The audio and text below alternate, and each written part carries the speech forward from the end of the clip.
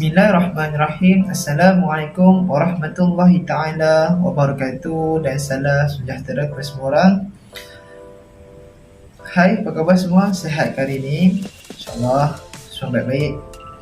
Pertama kali saya mengucapkan terima kasih kepada pensyarah kami, iaitu Ustazah Ibtisam binti Ibrahim, dan juga rakan sekerja saya yang menyiapkan tugas saya ini bersama-sama. Selain daripada itu, tajuk kami pada hari ini adalah mencontohi Rasulullah SAW sebagai penutur yang berjaya. Suka saya di sini kongsikan kenapa kita perlu mencontohi Rasulullah.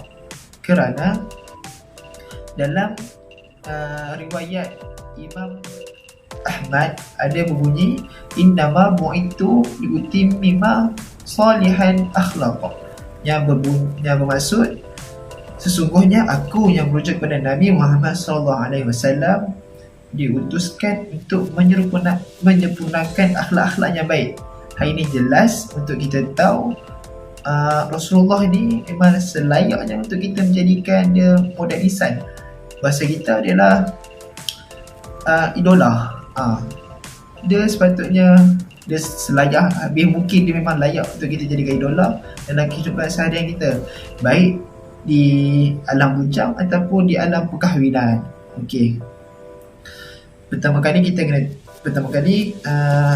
tahu dalam penutur yang berjaya memiliki banyak sangat sifat.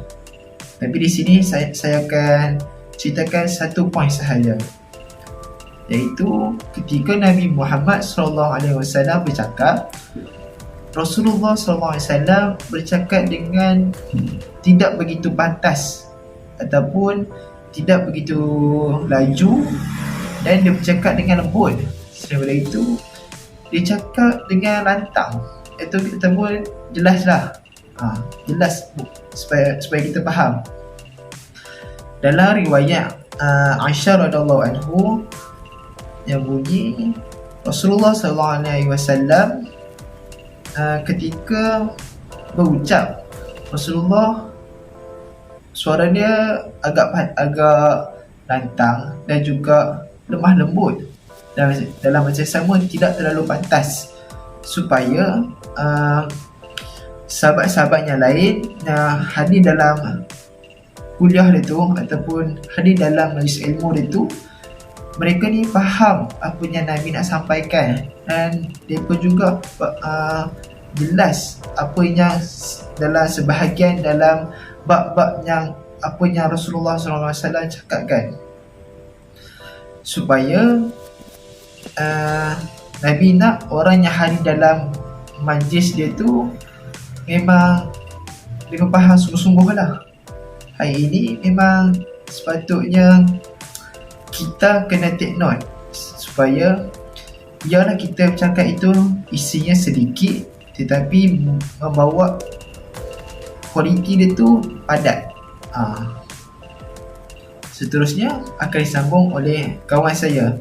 Poin seterusnya, dipersilakan. Baiklah, terima kasih kepada Muhammad Razmin Kashfi yang telah membahaskan antara sifat-sifat Rasulullah sebagai penutur yang berjaya. Jadi saya akan sambung daripada itu tajuknya sifat Rasulullah sebagai penutur yang berjaya. Baiklah, antara sifat Rasulullah menjadi penutur yang berjaya adalah semua perkataan yang dikeluarkan dari mulut ialah mestilah membawa kepada kebaikan. Itu daripada hadis riwayat Imam Bukhari dan Muslim, daripada Abu Hurairah diriwayatkan Rasulullah SAW bersabda yang bermaksud, siapa yang beriman kepada Allah Subhanahu Wa Taala dan hari akhirat, maka hendaklah ia berkata yang baik atau ia diam. Yang kedua, antara sifat Rasulullah ketika menyampaikan sesuatu ialah rendah diri dan menjauhi sikap berdolah dalih.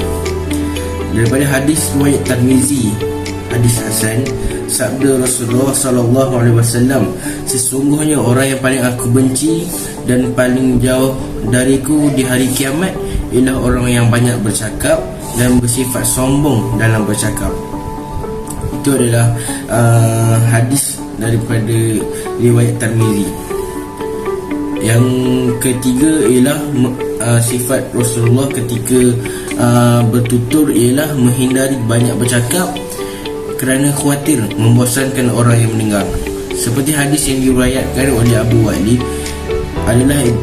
adalah Ibnu Mas'ud rahimahullah senantiasa mengajari kami setiap hari Khamis. Maka berkata seorang lelaki, "Wahai Abdul Rahman," giliran Ibnu Mas'ud, "seandainya engkau mahu mengajari kami setiap hari." Maka jawab Ibnu Mas'ud, "Sesungguhnya tidak ada yang menghalangiku memenuhi keinginanmu. Hanya aku khawatir membosankan kalian. Kerana aku pun pernah meminta yang demikian pada Nabi SAW dan baginda menjawab, khawatir membosankan kami." Hadis riwayat Muttafaq alaih. Baiklah, seterusnya akan disambung oleh kawan saya. Saya Muhammad Alif Aiman bin Muhammad Fauzi, nombor matrik di 203-21798. Seterusnya tentang mencontohi sifat Rasulullah sallallahu alaihi wasallam sebagai penutur yang berjaya, iaitu bercakap benar dan menghindari dari menyatakan yang dusta.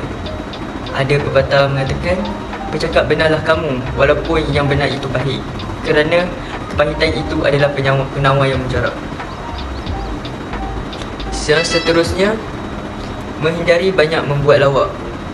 Sesungguhnya seburuk-buruk orang di sisi Allah Subhanahu Taala di hari kiamat kelak nanti ialah orang yang suka membuat lawak, suka membuat manusia tertawa. Hadis riwayat Al-Bukhari.